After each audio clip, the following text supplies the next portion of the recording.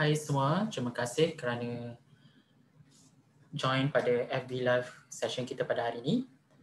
Jadi kita tunggu sebentar untuk 2 minit sebelum kita start live session kita.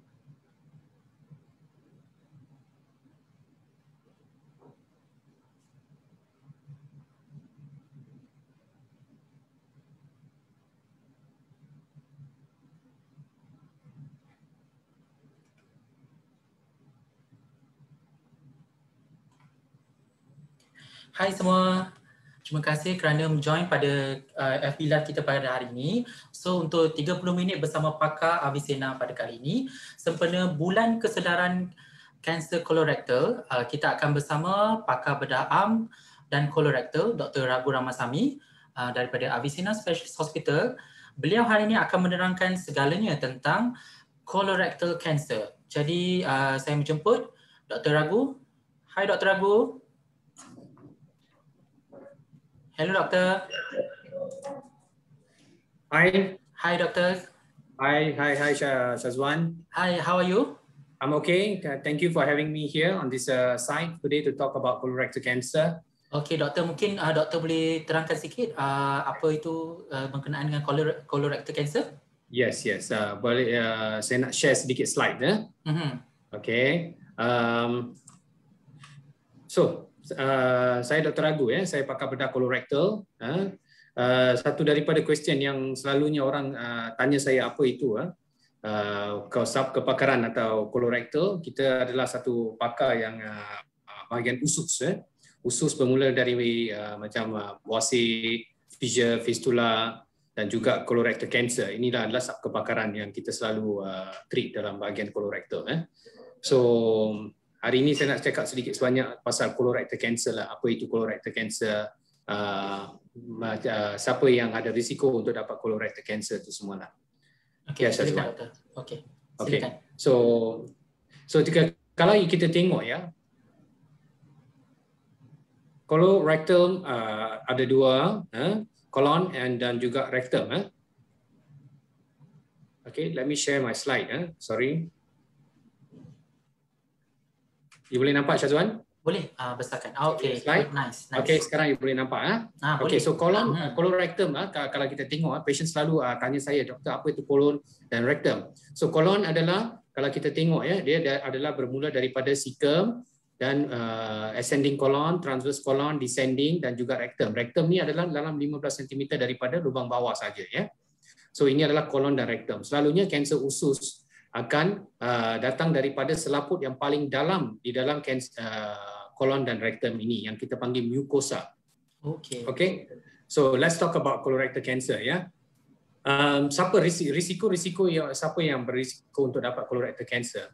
Selalunya saya akan bagi tahu ya apa yang kita boleh tukar atau modifiable dan ada juga yang kita tak boleh tukar. adalah non-modifiable.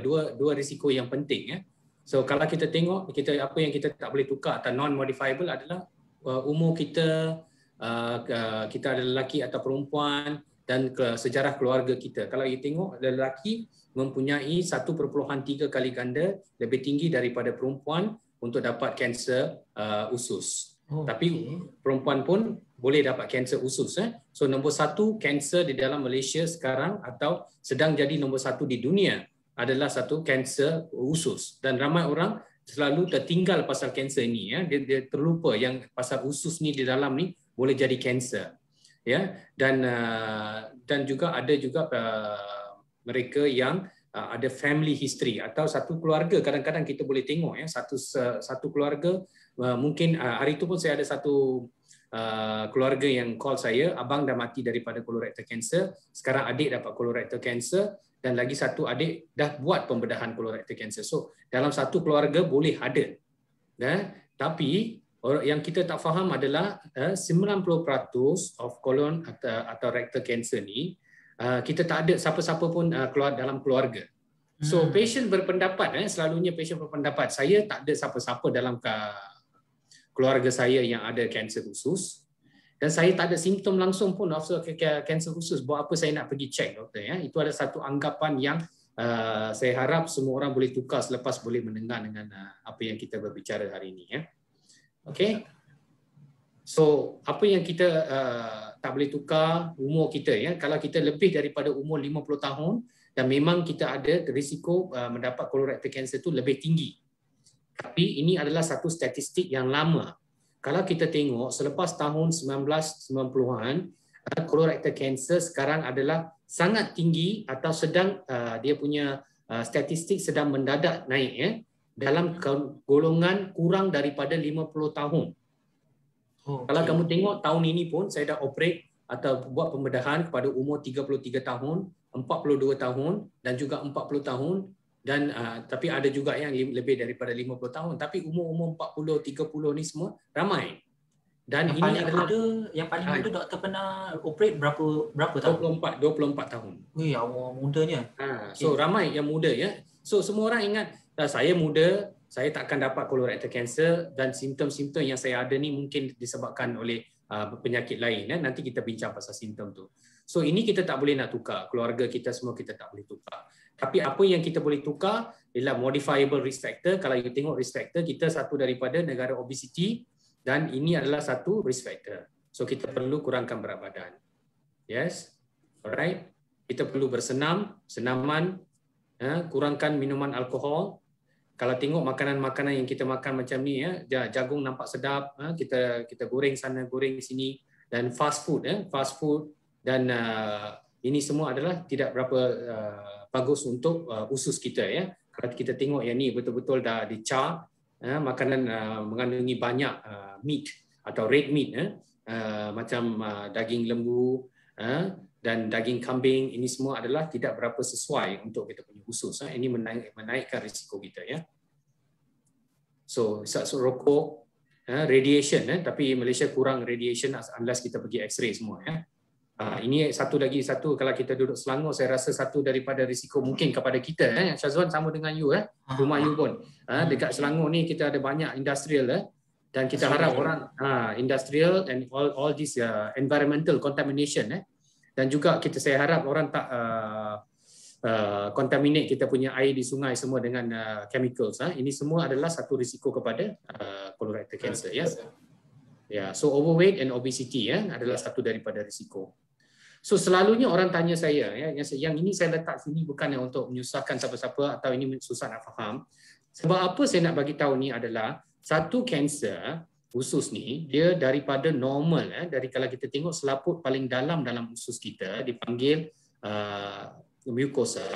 Untuk jadi kanser besar macam ni dia melalui banyak genetic mutation dan ini ambil masa lebih kurang 10 tahun. 10 tahun ni doktor? Lama, masanya adalah lama. Sampai 10 tahun dia boleh ambil untuk jadi daripada normal kepada untuk jadi kanser. Tapi masalahnya kita tertinggal masa ni. Kita lupa. Masa ni kita mungkin ada simptom macam simptom berak berdarah, simptom sakit perut, simptom kadang-kadang berak cair, simptom constipation, susah nak berak, ini semua dan kita anggap ini semua adalah normal. Kebanyakannya mereka akan pergi klinik ambil ubat, lepas tu ingat normal, ini adalah buasir, ini adalah angin, ya. Dan mereka biarkan simptom-simptom ni sampai benda ni daripada kecil ni dah jadi besar macam ni, dah jadi kanser, baru mereka datang jumpa kita untuk buat pemeriksaan. Ini adalah satu benda yang saya harap orang tak biarkan just macam tu, ya. Alright, ini adalah satu hereditary syndrome. Banyak orang yang ada familial adenomatosis polyposis. Kalau kita tengok ada satu keluarga, semua daripada keluarganya akan develop colorectal cancer. So ini satu simptom yang penting yang saya nak letak, ya. Colon dan rectal cancer, tanda-tanda awal. Tolong ingat, kalau kita selalu orang tanya saya dekat Facebook ke atau dekat TV ke, apa itu tanda-tanda awal? Saya selalu bagi tahu ini adalah tanda-tanda, tapi bila ada tanda-tanda ini dalam kanser, mereka tidak awal lagi, ya. So mana ada stage 1 atau 2 kanser baru kita ada tanda-tanda ini. Kebanyakan patient, okey, macam sakit perut, berak berdarah, ya. Selalu orang ingat berak berdarah ni adalah hanya buasir. Dia tak datang jumpa doktor because dia pergi klinik dia ambil ubat. Dia pergi klinik dia ambil ubat. Saya tak ada simptom lain. Tapi ini adalah satu di tahun 2020-an, kita tidak boleh membiarkan macam tu saja, ya, sebab golongan kanser adalah sangat tinggi. Jadi doktor, ada tak perbezaan antara berak berdarah disebabkan oleh kanser dengan berak berdarah disebabkan oleh buasir? Ada difference tak? Yes. Okay. Kalau kita tengok, ini kanser kalau dia datang daripada rectum dan tinggi daripadanya atau 15 cm daripada lubang bawah dan proximal to that atau sebelum tu adalah kadang-kadang dia punya berak berdarah tu adalah nampak lebih kurang gelap sikit. Dia kita panggil hematokisia, dia lebih gelap. Tapi kalau dalam rectum, kadang-kadang dia berak dia nampak merah macam pendarahan daripada buasir itu sendiri. Dia boleh merah, ya. Merah tu merah menyala ke atau merah pekat ke. Ini kadang-kadang kita tersilap. Kita ingat ini buasir punya pendarahan. Tapi kebanyakannya adalah buasir. Tapi ada segolongan yang kita tertinggal yang ingat ini adalah buasir dan mereka datang dalam stage 3 atau 4. Ini adalah sesuatu yang kita perlu elakkan, ya. Semua orang kena faham. Ini penting, ya. Dan kalau kamu dah ada hilang berat badan atau selera makan, itu maknanya you dah ada dalam kanser tahap 3 atau 4 selalunya. Dan juga ada pasien yang datang dengan usus dia tersumbat. Macam hari itu baru-baru ni saya ada satu pasien usus dia tersumbat baru nak buat pembedahan. So dia terbiar simptom-simptom dia yang lama, ya. So ini adalah satu benda yang saya nak penting saya nak bagi tahu semua orang. Screening, ya. Maknanya apa makna screening ni adalah kamu tidak ada simptom. Tapi you perlu ambil opportunity untuk pergi dan check. Sebelum simptom tu datang, itu adalah dipanggil screening. Okay? So, semua orang disyorkan umur 50 dan ke atas di Malaysia untuk membuat screening. Alright? Tapi di American Cancer Guideline dah turunkan umur ni kepada 45. Kenapa tu doktor? Kenapa tu doktor diturunkan kepada 45? Kalau kita nak tengok, ya, satu daripadanya, ini kalau kita tengok statistik kan. Kalau kita tengok dalam tahun 90-an, okey, dekat 95 macam tu, ya, kita naikkan sini. Kalau kita tengok graf yang warna lebih kurang biru tu kan, you tengok naik ke atas sini. Ini umur 20 hingga 49. Selepas tahun 1990-an, kanser ni sedang naik tinggi. Tapi dalam masa yang sama, kita boleh nampak kanser yang sama sedang turun di kalangan orang 50-an dan lebih. So, sebab tu American Cancer Guideline dah reducekan atau kurangkan bila you perlu pergi check ni kepada 45. Tapi kalau you tanya saya, kalau you boleh pergi check bila-bila saja, ya. Kalau kamu ada simptom, pergi check bila-bila, atau kamu dah 40 lebih, just pergi check. Tidak perlu tunggu sampai simptom tu datang baru kita nak pergi check. Ya. Kalau kita boleh tengok graf ni kan sudah naik, ya. Graf tu dia naik tinggi tu. Ya. So ini adalah satu yang penting kita perlu faham, ya. Okey, Syazwan. Okey. So macam mana kita nak check tu? Mesti Syazwan nak tanya kan? Macam mana tu? Macam mana kita nak check? Okey, kita boleh screen. Kalau kita tengok cancer guideline, kita boleh screen, kita boleh pakai fecal occult blood test. Itu adalah satu test yang kita pakai dekat najis. Tengok dia ada darah ke tidak. Ini darah yang kita tak boleh nampak ya. Tapi kita boleh miss juga kanser dalam cek macam ni. Sebab tu kolonoskopi atau teropong usus orang panggil itu kan, itu adalah gold standard untuk cek kanser usus. Okey? Dan kalau saya nak bagi tahu semua yang hadir hari ini kalau you pergi ke mana-mana hospital, mungkin even Avicenna, ini mana-mana hospital dia buat cancer marker. Okay, cancer marker. Part of the screening program kan. Sometimes ada dekat supermarket, and then sometimes di pharmacy kan. Ada. Ya, dekat mall pun banyak jual. Dia cakap kita dah check cancer marker, doktor tak tinggi, so saya tak ada cancer. Itu adalah salah. Okay, so dia tak valid for untuk colorectal cancer. Yes. Okay. Tidak ada mana-mana guideline untuk colorectal cancer yang bagi tahu kita boleh guna CEA ni untuk check colorectal cancer. Dia hanya boleh dipakai selepas pembedahan colorectal cancer. Okay? So, untuk check colorectal cancer, kita perlu buat ada fecal occult blood test atau colonoscopy. Colonoscopy saya syorkan ini adalah standard yang paling bagus. Ya, risikonya memang ada pendarahan atau tercedera kepada usus tapi kurang daripada 1%. Ini adalah sangat rendah. Yes. So saya syorkan atau saya betul-betul minta siapa-siapa kalau ada simptom, tak ada simptom, kamu worried, pergi check untuk kanser ini sebab kanser ini adalah sangat tinggi di kalangan population even di Malaysia sekarang dan juga di dunia. Ya. Oh, okey. Okay, so apa yang kita boleh buat during colonoscopy, kita akan nampak macam ni. Kalau kita boleh nampak, ini kalau cantik kan ini, nampak usus ni cantik. Ini yang kita nak, usus semua orang cantik. Semua bukan kita nak cantik muka saja ya. Kita nak cantik di dalam usus pun. Sebab kalau kita tengok satu daripada studies found, kalau kita cantik dalam usus, muka kita pun akan jadi lebih cantik. Oh, really? Itu betul. Betul. Itu pun betul. Kita akan ada glowing, kita punya skin akan change because ada gut microbiota. Gut atau usus punya organism. Alright. So ini adalah satu usus, ni adalah najis sikit tapi dia masih nampak normal. Ini pun normal. Ya, ini adalah usus berlainan-lainan tempat sebab tu dia punya nampak pun lain-lain So kita nampak cantik macam ni bagus Tapi kita tak nak macam ni. Okey. Okay. Kalau kita tengok ini adalah polip. Ini yang kita nak cari. Kalau kita nampak polip kecil macam ni, masa kita buat kolonoskopi, kita dah boleh potong dan buang masa yang sama. Ya. Doktor, adakah ini adenokarsinoma? Yes, ini adalah adenokarsinoma. Oh, okey. Ini yang paling banyak ke? Pardon? Yang paling sering dapat yang ni ke? Yang selalu kita dapat adalah adenocarcinoma of the colon. Okey. Kita nak cari yang macam ni. Kalau kita buat kolonoskopi, kita nampak polip kecil macam ni, kita dah boleh buang dia masa yang sama so that kita bagi dia jangan jadi kanser macam ni.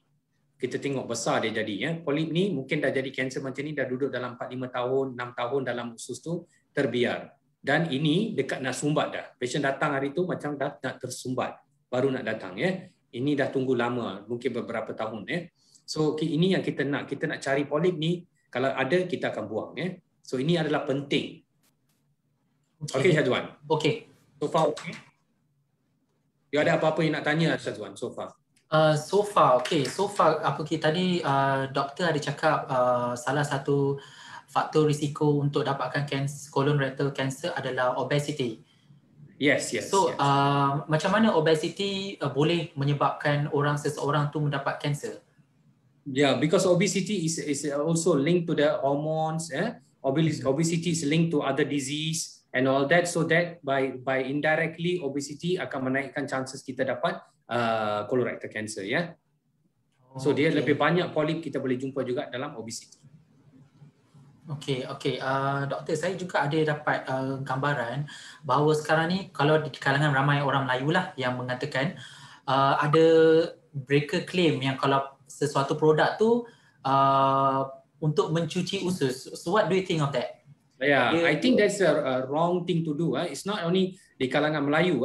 Hari tu neighbor saya Chinese pun ada tanya dia pergi ke Melaka, dia bagi ada satu macam minyak tu semua untuk cuci usus, duduk di sana 2-3 hari. This is called bowel cleansing. So do you think there's a such thing as bowel cleansing macam tu, makan produk and then? Yeah, medically it is not proven and it's not advisable untuk bowel cleansing. Kalau kita tengok ramai yang makan ubat-ubat macam ni, dia lama-lama dia akan develop, also dia makan laxative semua kan, dia akan develop something called melanosis coli. Kalau kita tengok dia punya usus tu nampak macam tiger punya skin. Ini efek the colon. So ini adalah satu yang tidak berapa sesuai dibuat kalau bukan for medical reason, ya. So doktor ada gambar melanosis coli itu tak sebab coli, tidak ada dalam sini, ya. Sebab saya rasa itu yang kebanyakan produk yang gunakan gambar tu dan kata itu adalah usus kotor. Mereka promote that thing. Yes. Saya rasa itu adalah salah, ya. Mereka tidak perlu buat benda-benda macam ni semua kalau tidak perlu. Ya, jangan pergi ke sana ke sini dan buat cuci usus tu semua. Okay, doktor, I think you can proceed yang treatment. So apa sekarang kita dah bagi tahu apa itu colorectal cancer, dan patient selalu yang saya perlu patient faham adalah jangan ingat kamu tidak ada risiko untuk develop cancer. Dan jangan ingat kalau tidak ada simptom saya tidak ada colorectal cancer. Ya, benda tu di dalam kita hanya perlu cari polip tu. Kita perlu buat sesuatu sebelum dia jadi besar dan dia jadi cancer. Itu adalah penting, ya. Dan juga kalau kamu dah ada simptom selalunya itu adalah late stage 1, 2 or 3 or 4 also, ya. Jangan tunggu sampai simptom tu develop baru kita nak pergi check, ya.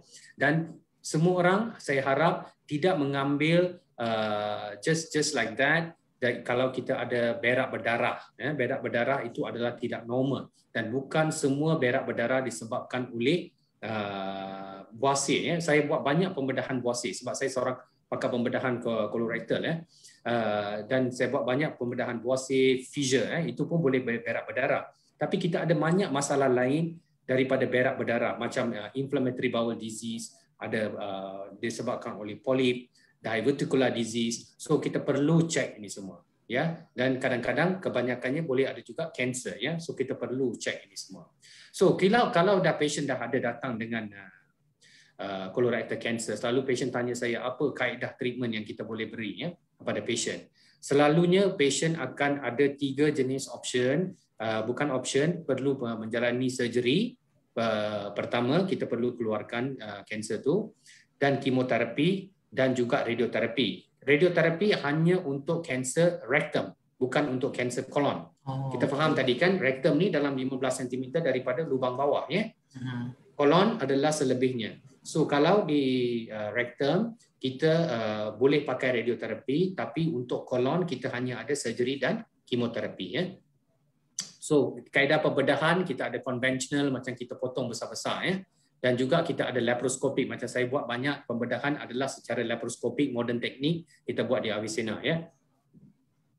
So ini adalah scar, ya. Kita boleh nampak pembedahan ni kurang dia punya parut dia kurang, ya. Compare tu dulu. Kita potong besar-besar dekat sini, ya. Dulu semua kita potong besar macam ni dan dapat parut yang besar dan patient akan suffer, ya. Patient selalunya akan sakit yang teruk di sepanjangan dalam 1 minggu 2 minggu selepas pembedahan, tak boleh nak bergerak. Tapi sekarang semua dengan pembedahan cara laparoskopik macam ni, dengan adanya parut-parut kecil ni kita senang, ya. Dan ini adalah satu daripada ini semua kanser, doktor, ya? Besar kanser. Ini semua ada kanser, ya? Bukan, ini yang part of the cancer. Okay. Ini adalah usus yang normal. Ini adalah cancer. Ya, ini usus yang kita potong sebab kita tak pergi potong kanser tu sikit saja. Kita perlu potong 5 cm di bahagian awal dan juga 5 cm selepas tu. So sebab macam tu yang kita potong kanser, ya. Ini adalah satu daripada kanser yang saya potong hari itu. Ini tapi ini kanser ni banyak besar, ya. Dan stage dia dah tinggi, ya. So apa lagi yang patient selalu tanya saya adalah macam mana kita membuat pencegahan untuk dapat colorectal cancer, ya. Selalunya kita kena jaga kita punya dietary habit, overweight, obesity, food, makanan yang kita makan, apa yang kita minum, apa yang kita buat akan menyebabkan kita ada risiko ni. Of course, 10% adalah genetik. Itu tak boleh tukar, ya. Ya, kalau kamu lelaki, kamu ada lebih risiko untuk mendapat kanser usus, itu pun kamu tidak boleh tukar. Keluarga kamu tak boleh tukar. Tapi apa yang kita buat, kita boleh modify kan. Alright. 60% of colorectal cancers are related to food ya. So kita kena jaga apa yang kita makan Apa yang kita boleh kurangkan adalah trans fat atau saturated fat Ini adalah satu yang kita boleh kurangkan, sugar, salt. Alright. Ini adalah satu yang kita boleh kurangkan. Alright. So nanti saya nak tunjuk ni So ini adalah satu yang kita boleh kurangkan. Kita perlu being more active dan kurangkan makanan yang tidak seimbang dan lebihkan makanan yang seimbang. Okey. Ini macam ni semua tak berapa bagus makanan-makanan macam ni. Kalau boleh KFC, McDonald's tu kita perlu kurang pergi ke kedai-kedai macam tu Oh, okey. Okey, ini consume red meat, ini semua adalah tidak berapa bagus. Makanan-makanan macam ni menyebabkan kita ada risiko tinggi untuk mendapat colorectal cancer So macam mana kita nak choose? Okey, ini mungkin ada orang dah tengok ini, saya letak dulu.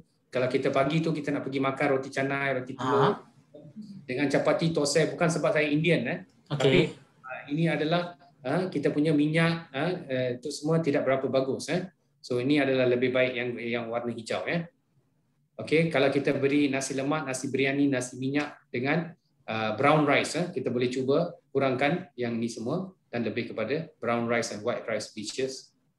Okey, grill bake and then dengan kita buat macam ni lebih baik kita grill bake and roast daripada lain Fried food and soup based dishes, kalau kita tengok fried food kurangkan, kita boleh lebihkan kepada soup based dishes Salad, boleh enjoy some salad, plenty of whole grains, vegetables, sayur dengan juga buah-buahan dalam kita punya diet Kurangkan lemak di dalam kita punya fat atau lemak dalam kita punya daging yang kita nak makan. Kalau nak makan daging pun kurangkan lemak dia Lebihkan makanan yang mengandungi plant origin atau sayur-sayuran Macam ni, ini adalah daripada American Cancer Institute Food that fights cancer. Ini adalah satu gambaran yang saya boleh beri pada makanan-makanan yang kurangkan kanser. Bukan saja kanser usus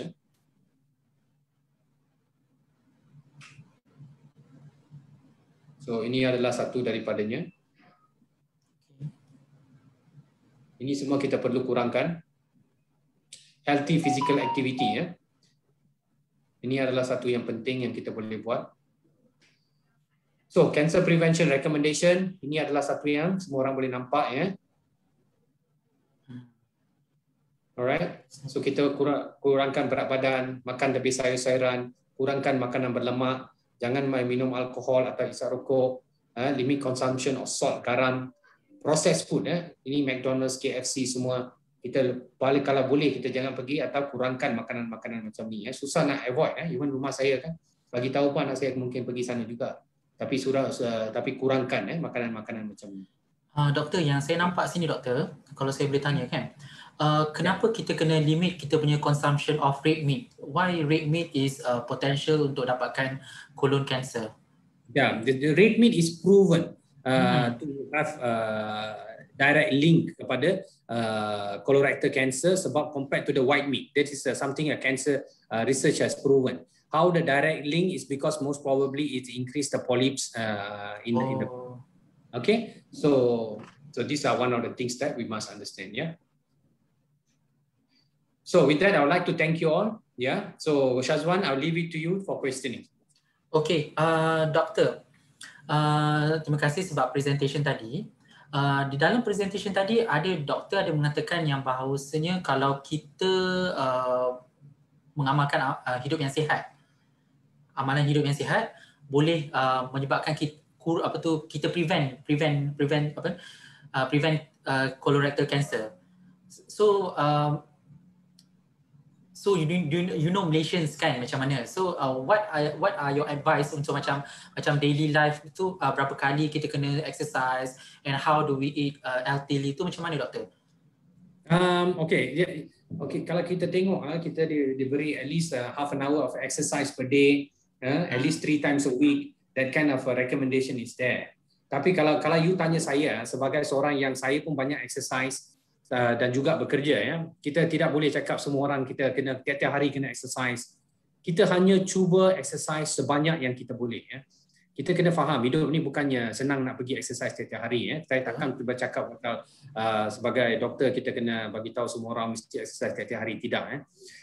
Kalau boleh kita exercise sebanyak yang kita boleh, ya. Sebanyak yang kita boleh dan selama yang kita boleh. Ya, mungkin hari itu kita tired, kita kurangkan exercise, dan mungkin hari yang lebih baik kita lebihkan exercise, ya. Dan yang pentingnya bukan sahaja exercise, apa yang kita makan dan juga apa yang kita buat. So semua ini akan memberi contribution kepada kita punya berat badan, mental health, itu semua, dan yang ini akan menolong kita untuk kurangkan risiko bukan saja kanser kolorektal tapi kepada kanser-kanser lain juga, ya. Salah satu cara untuk kita detect kita ada colorectal cancer ialah doktor cakap dengan colonoscopy, iaitu secara untuk screening colonoscopy tadi, kan. Jadi kalau colonoscopy ni doktor dah advise umur 45 tahun ke atas, betul doktor? Yes. Sekarang kalau kita ikutkan Malaysian guideline 50 dan ke atas. Tapi kalau kita ikut American guideline 45 ke atas, semua orang perlu dapat some form of screening. Macam saya bagi tahu, kita ada 2 jenis screening, fecal occult blood test dan juga colonoscopy. Okay, colonoscopy is still the gold standard of screening. Okay, so dia tak ada macam seberapa awal saya kena buat colonoscopy ataupun what kind of age range yang you kena buat colonoscopy, tak adalah. At least 45 years and above or 50 years above. Yes, that is the recommendation. Kalau you tanya saya, ya, sebagai seorang doktor yang merawat banyak kanser-kanser usus ni, saya tidak ada anggapan kalau orang yang 30 tahun tu buat colonoscopy itu salah, atau sama yang 40 tahun tu salah. Ya, kalau 40-45 tu tak banyak difference, kalau 30-40 pun tak banyak difference kalau ikutkan saya. Sebab kalau satu patient tu kita boleh prevent daripada dapat colorectal cancer, maknanya kalau saya tengok dalam umur 40 dia datang, 35 dia datang, kalau kita buat colonoscopy dan boleh nampak polip atau kanser yang awal kita boleh dapat, itu adalah satu yang betul-betul saya rasa lebih penting daripada kita umur yang kita limitkan untuk colonoscopy atau screening, ya, per se. So untuk saya tidak ada umur, tapi kalau ikut guideline, yes, 45 dan juga 50 melalui Malaysia, ya. So kalau orang tu nak buat colonoscopy tapi dia because it's invasive, kan, so dia takut. So what is your advice? So sebab orang dia kata colonoscopy takut, sakit. Yes, semua orang takut. Itu yang masalahnya, semua orang tak nak buat colonoscopy atau datang check pun bukan saja untuk colonoscopy. Semua orang tidak perlu buat colonoscopy, tapi at least datang check. Mereka ada berak berdarah, ada sakit perut, ada constipation. Banyak orang duduk dengan constipation, kebanyakan perempuan constipation, dia ingat ini normal. Ini adalah satu yang normal. Dia ada juga yang datang dengan berak-berak cair, sekejap berak cair, sekejap berak constipation, dan dia ingat itu pun normal. Tapi at least check. Bukan semua orang perlu colonoscopy, at least datang berjumpa doktor, kita berbicara, kita berbincang, kita tengok adakah kamu mempunyai risiko untuk dapat colorectal cancer, dan kita boleh berbincang pasal buat teropong ni atau colonoscopy ni. Of course, there is a risiko daripada colonoscopy. Tapi sekarang kalau kamu tengok, kalau semua orang yang pakar yang membuat colonoscopy ni, risiko untuk tercedera usus atau risiko untuk pendarahan tu adalah kurang daripada 1%. Itu adalah satu yang rare. Okay? Tapi boleh terjadi, tapi rare. Lagi satu yang kita perlu patient takut adalah sakit ke doktor. Ya, dia selalu tanya, sakit ke doktor? Saya takut ni, saya takut sakit. Selalunya kita dah bagi ubat tidur atau ubat yang ubat anestesia, kita bagi dia tidur. Dan kebanyakan patient saya akan bangun dan tanya, doktor, dah buat ke belum? Oh, so you akan tidur time procedure tu? You akan tidur masa tu. You tidak akan rasa apa-apa, you selalunya akan tidur dan tak ingat apa yang kita buat pun. Selepas you bangun, dia akan tanya, doktor dah buat ke belum? Sebenarnya kita dah siap lama dah. Okay. So patient tak perlu takut sangat untuk buat ni. So mereka boleh menampil ke depan, dan bukan semua orang yang menjumpa saya perlu buat colonoscopy pun. Kita hanya perlu berbincang pasal colorectal cancer dan apa yang kita boleh buat pasal macam mana nak elakkan dia punya dapat colorectal cancer dan adakah dia mempunyai risiko colorectal cancer itu sendiri ya. Jadi adakah ada guideline yang mengatakan you have to do colorectal screening every year or colonoscopy every year? Ada ke? Tidak ada guideline yang menandakan you perlu buat colonoscopy every year. Tapi kalau kita tengok sekali kita dah buat colonoscopy dan kita dah tengok patient tu tidak ada apa-apa polip dan juga usus dia tak ada apa-apa masalah, dia safe at least for 8 to 10 years. Oh, okay. So apa yang perlu ialah kita pergi check at least once. Yes, at least once. That's your advice. Okay. Dan dia juga ada sigmoidoscopy, kita boleh buat 5 yearly dan juga ada fecal occult blood test. Tapi fecal occult blood test ni kena buat at least twice a year atau once a year and every year. And the chances of missing is also there. Colorectal cancer. Okay, I think thank you so much, Doktor. I think dah banyak kita belajar pasal colorectal cancer hari ini, di mana Dr. Raghu sendiri memang mencadangkan untuk kita at least buat sekali screening terhadap usus kita. Betul, Doktor? Yes. So at least sekali. So I think itu saja session kita pada kali ini, Doktor. Doktor ada apa-apa advice sebelum we close this session? Yes. Okay, ini adalah satu bulan kesedaran kanser kolorektal. Saya harap lebih ramai orang tampil ke depan, pergi berjumpa di mana-mana government atau private hospital atau mana-mana hospital terdekat. Kalau kamu ada simptom atau tidak ada simptom dan boleh berbincang dengan doktor-doktor yang berpengalaman dan berpakaran usus, macam kita ada colorectal surgeons atau mana-mana, dan juga kita boleh berbincang dan bincang pasal simptom-simptom yang you ada. Dan saya harap lebih ramai yang kita boleh jumpa polip. Dan juga saya harap kita boleh kurangkan pasien yang datang dengan tahap 3 dan 4 atau 2. Ya, saya tak nak pasien-pasien tu datang dengan kanser tu sumbat atau kanser tu terlampau besar. So saya harap mereka boleh datang awal. Itu yang penting ya. So kalau ada simptom, please do something ya. Okay, terima kasih banyak Dr. Raghu. Okay, thank you Syazwan. Okay, jadi berakhir sudah 30 minit bersama pakar Avicenna sempena bulan kesedaran colorectal cancer. So kita akan berjumpa for next session untuk 30 minit bersama pakar Avicenna yang lain. So thank you so much Dr. Raghu. Thank you Syazwan. See you. See you. Bye. Bye.